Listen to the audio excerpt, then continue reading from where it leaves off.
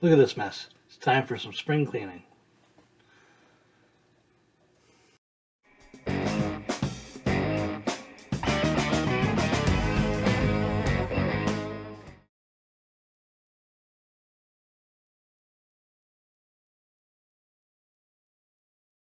Got a hold of these totes on Marketplace for a really good deal. So I'm going to build a shelf that can hold 2 stacked and will define the space. Here I mark on the wall the height of the shelf.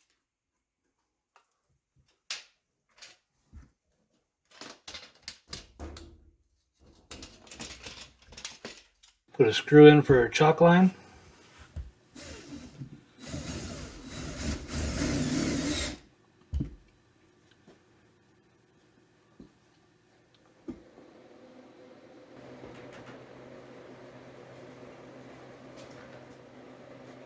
Shelf's going to be roughly 17 to 18 feet long total. On the chalk line, I'm putting some screws in the wall. This will hold the angle iron while I'm working with it.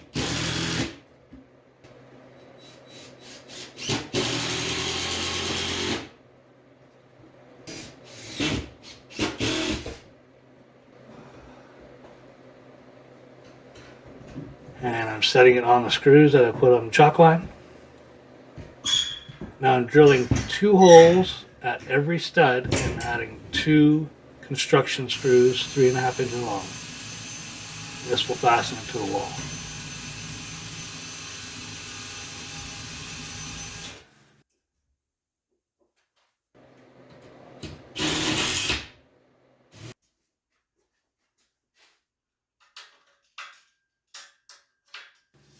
Now for the outside angle, I'm measuring it out and I'm marking it at about every 6 to 8 inches.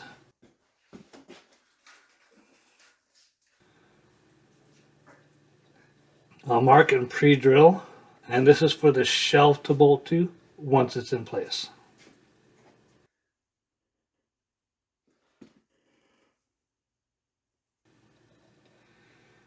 And this is all 1/8 inch material.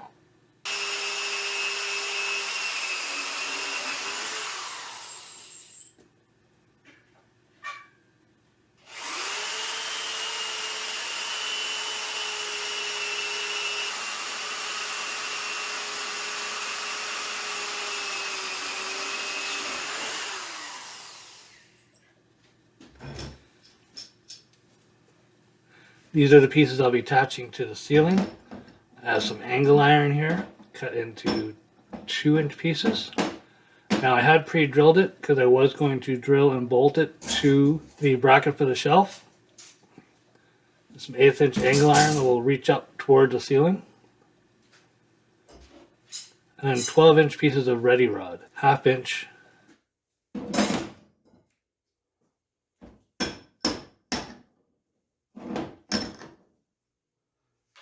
I first weld the angle iron pieces to the length of angle iron, square them up, put a quick weld on them, and then take the 1/8 inch flat bar and I'll weld the 1/2 inch ready rod or threaded rod to the flat bar.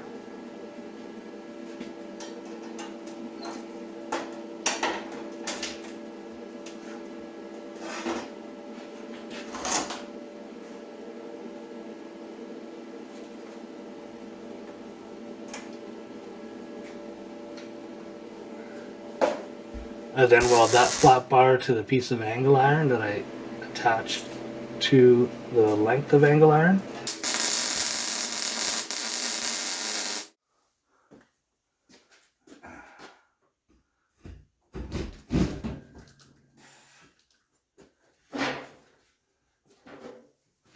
I spaced the hangers every 4 feet.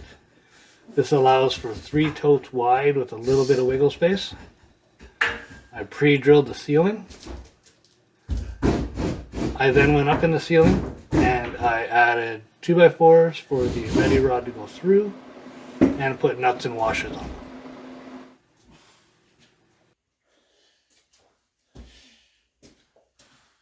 them. I then bought some 3/4 inch Baltic birch plywood, cut-offs from a local cabinet maker. These are 8 feet long and they're 17 inches wide. They were unable to use them, so I bought a stack of them. I believe I paid $8 or $10 each for each length. I got quite a few of them.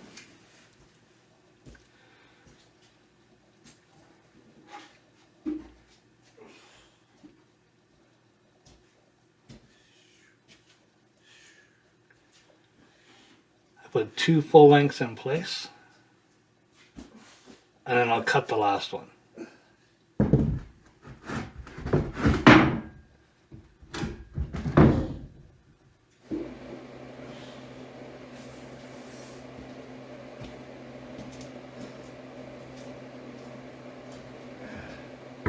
This made for a very simple and easy, but extremely strong shelf design.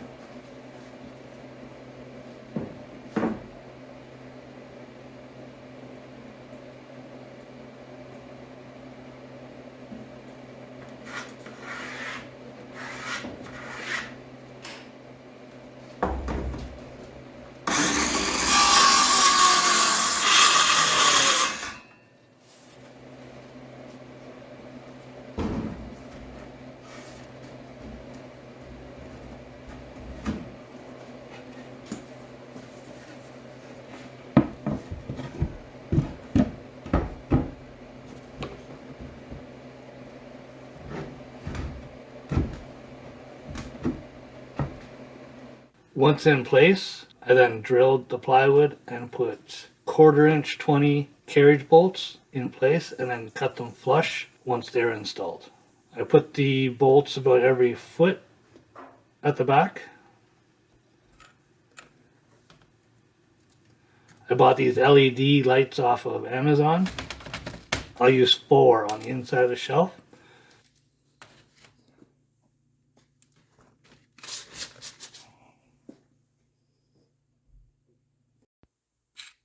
These little clips came with them, and I just drilled the angle iron and clipped them in place.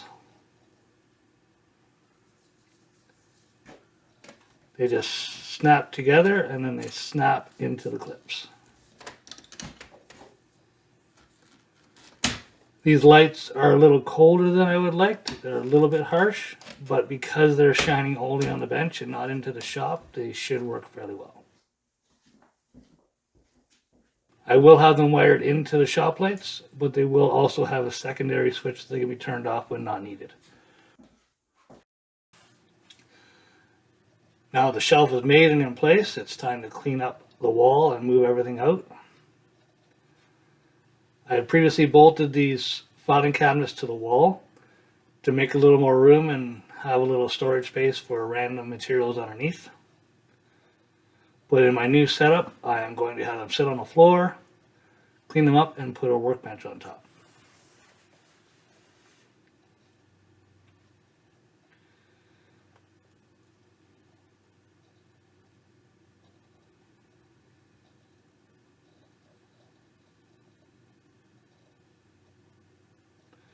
At this point, I hadn't decided whether I was going to add another one or not, because I had this big cabinet. But I ended up adding the extra one. Here I'm applying the first coat of paint. This is recycled paint. I think it's about $65 for 5-gallon pail. It covers extremely well. I think I put 3 coats on, but I could have easily gotten away with 1 good coat if I had taken my time. It didn't soak into the plywood too bad. It is primer and paint combined. And it is called Greige, gray beige mixed. Now I originally bought a piece of 5x10 18 gauge steel for my bench top. So I cut it in half with my nibbler here. I then cut every so many inches, bent the steel because it was too thick for me to bend, and then welded it. Unfortunately, it was warped pretty badly by the time I was finished, and I wasn't happy with the result. So I regrouped and I called a local fabrication shop, and they bent me these.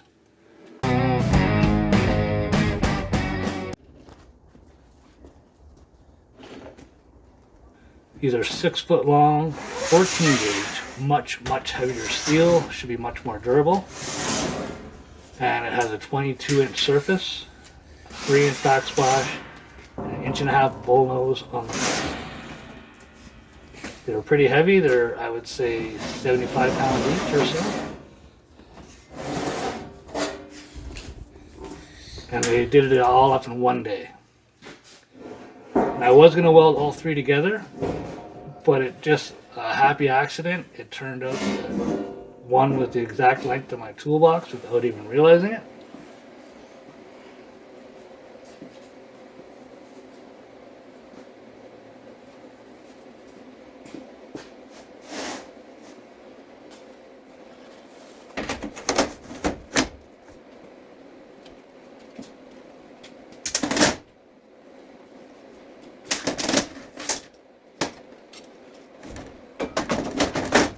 Here I use some steel stock to rig up the workbench before I weld it. This steel is much heavier, so I wasn't as worried about warping it so bad with the welder. And also I learned enough that I should just take my time, not be rushed. I left about a 1/8 inch to 3/32 to an 1/8 inch gap for the weld tacks.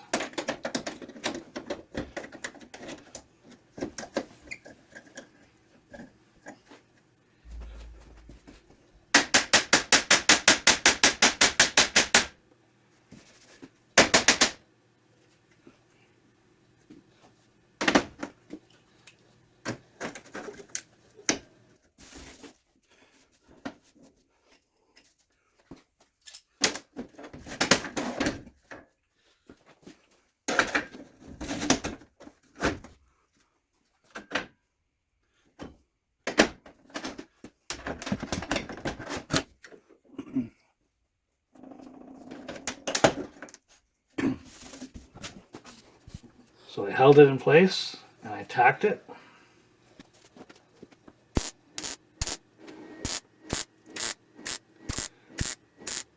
Taking quite a bit of time to allow the heat to dissipate.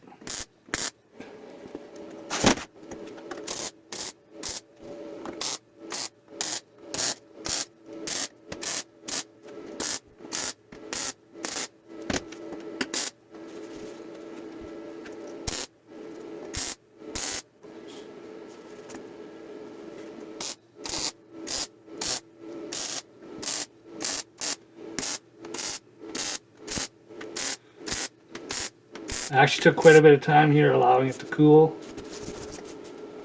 In real time this took me about 15 minutes. And you'll see me rubbing, I'm just checking for heat to make sure it's not too hot.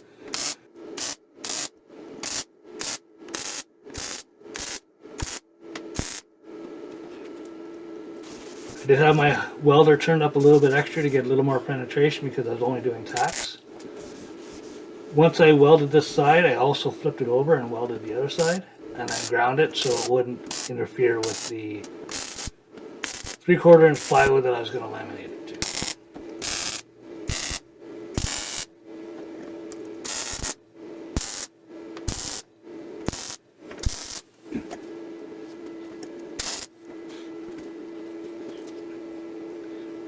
Again, waiting a little to let it cool off a bit.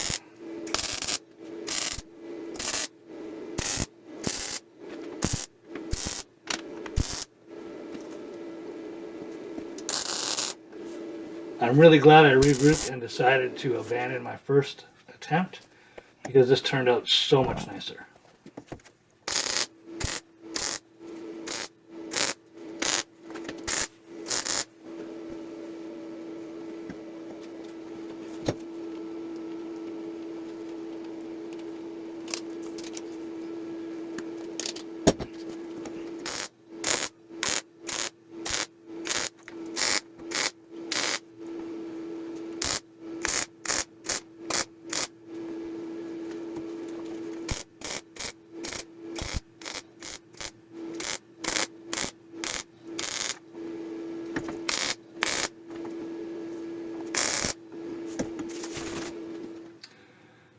I then wiped all my cabinets down with Windex to clean them up slightly. I'm using Tremclad primer just so I could have a flat gray finish. Now you notice on this big black cabinet, I was given this for free. It was off Marketplace.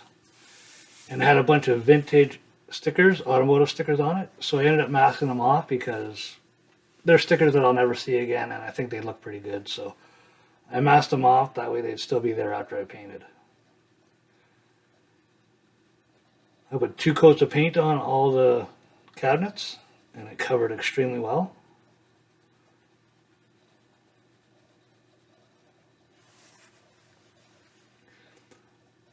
I find filing cabinets a great addition to the shop.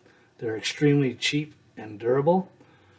I typically put a piece of plywood on the bottom, cut to fit, to take the impact of setting tools in and out of them repeatedly. And I've had these ones now for over 5 years and they work very well.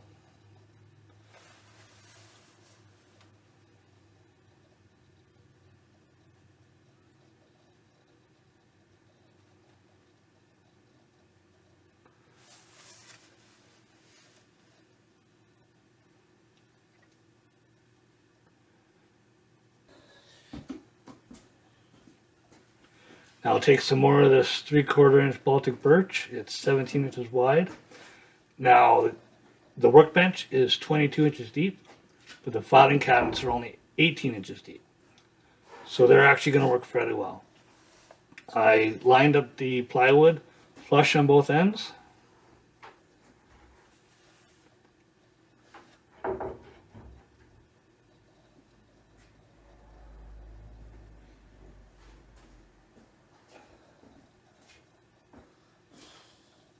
I then marked a line where they overlap.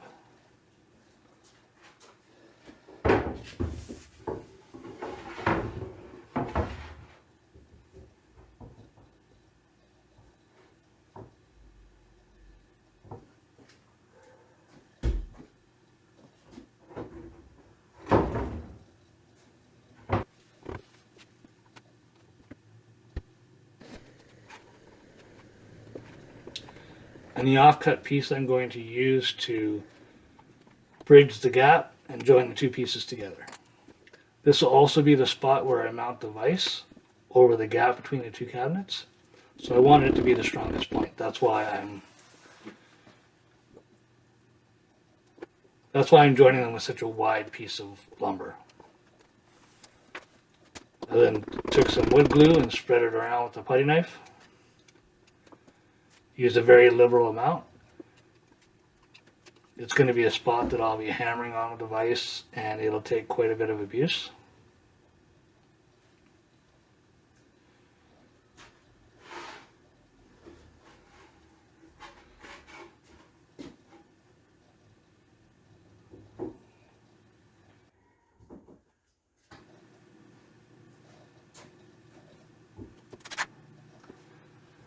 Then I just added the piece that's going to bridge the gap and put a couple dozen screws in the 3 pieces.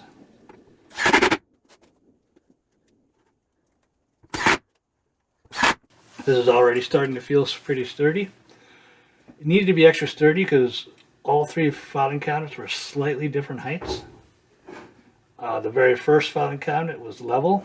The second one was 1.25 inches shorter, or 1 inch shorter, and the last one was slightly twisted, so it was uneven on the plywood.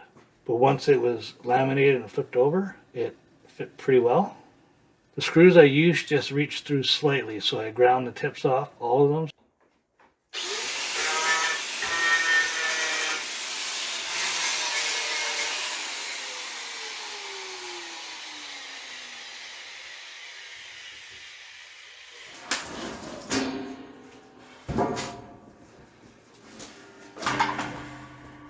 At this point I wanted to test fit the workbench over the plywood.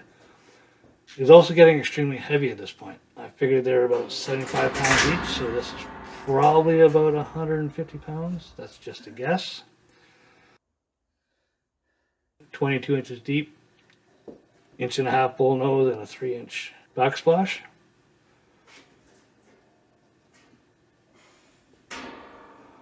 First try didn't work. I had to think about it for a minute and just grab the garbage can and I set one side on it. Once I had the height under it, I was able to grab it underneath and lift it without any problems. As you can see here, I welded and ground the underside of it as well.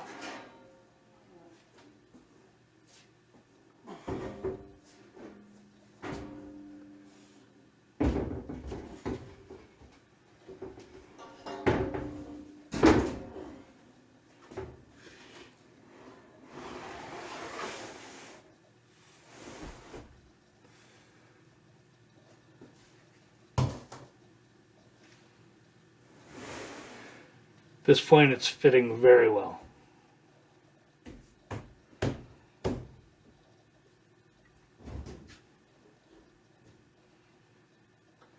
Check the door to make sure it opens okay. It does touch when it's wide open, so I'll put a bumper or something on there. I also want a bumper on it so nobody walks into it and hurts themselves, or if I have a car in the shop and I open the door, it doesn't get damaged. So at this point I need to laminate it. So I flip the work surface over. I put two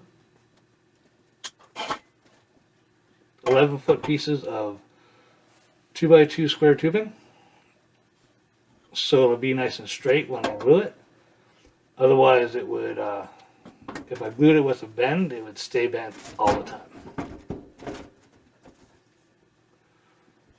So I quickly flip it over.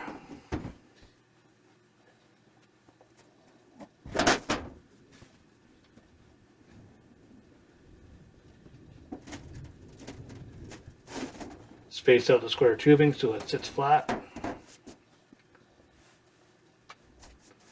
Give it a quick brush off so the glue will stick. Sweep all the dust off the plywood, and then I give it a quick wipe down with Windex to remove any oil or film that might be on the steel from when it was made or being stored.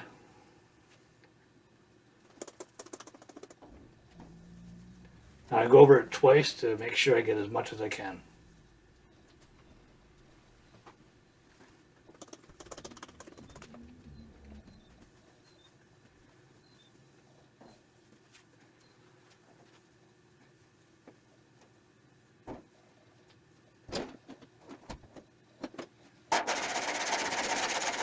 I then take a file and I remove any of the burrs or sharp edges from when I cut it. The two pieces of steel were 6 feet each, made 12 feet. I needed to cut about 6 inches off to one end. So here I'll make it so it's not sharp and no one will get hurt on it.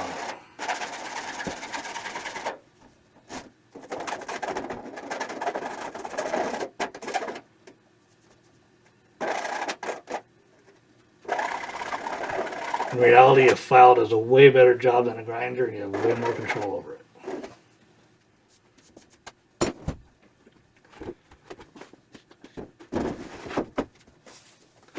I then test fit it again. I see that it's an extremely tight fit, which it should be, 1.5 inches going inside 1.5 inches bull nose. Looks pretty good. So I then flip it over and I start applying PL Premium, just standard construction glue. This stuff's extremely strong, but it doesn't go completely hard. It still has a little bit of pliability. That way if I'm pounding on something, it's not going to damage it. If the floor moves around, because my shop does have a floating concrete floor,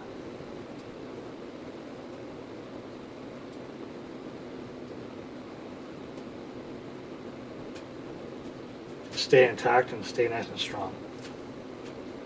I think I used 2 full tubes on this. Way more than I really needed, but when you're doing a job like this, there's never too much.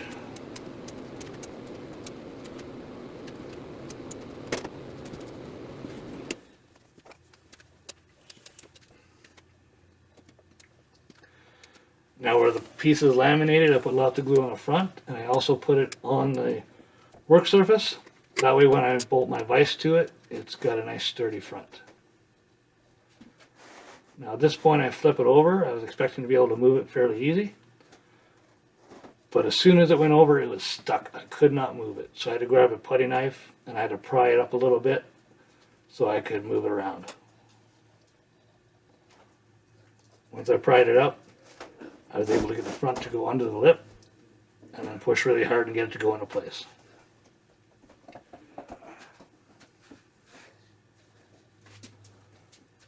Smearing that glue around isn't such a bad thing. At this point it was fitting pretty well, so I grabbed a bunch of weight and I set it on it so it would dry nice and even overnight.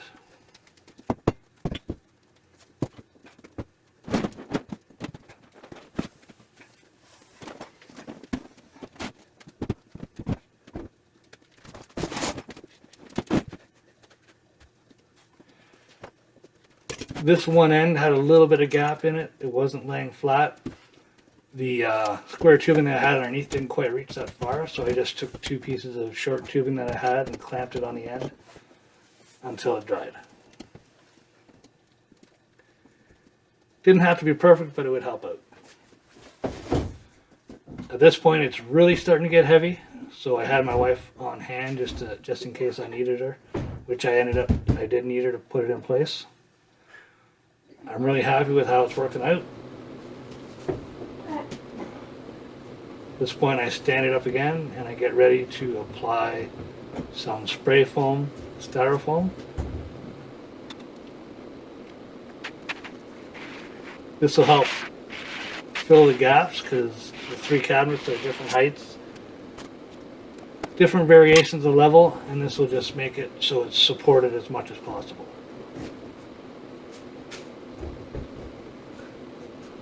The bench is stiff enough, it wasn't really needed, but it can hurt.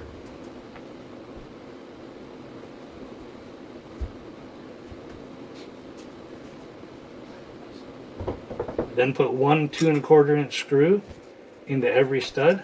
I just grabbed the nearest thing I could use for a spacer so I can make sure they're all the same height. Pre-drilled it through the worktop and then put a screw right into it.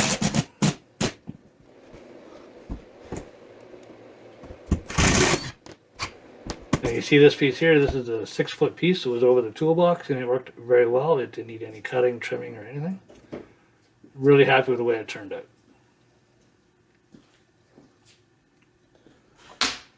Here's a true test. You set a socket on it and make sure it doesn't roll away on you. There's nothing worse than having a work surface that all your stuff rolls off. It wouldn't be so bad if it rolled to the wall, but usually they go towards the floor. This one turned out very well. I'm very happy with it. Tried a few different spots and they worked great. This is the weld junction after I ground it down. At this point I didn't get too fancy, I just got it done. With that I have lots of storage, lots of room. This is what I started with. And this is how it ended up. Hope you liked the video. There will be part 2, 3, and maybe 4 when I do other parts of the shop.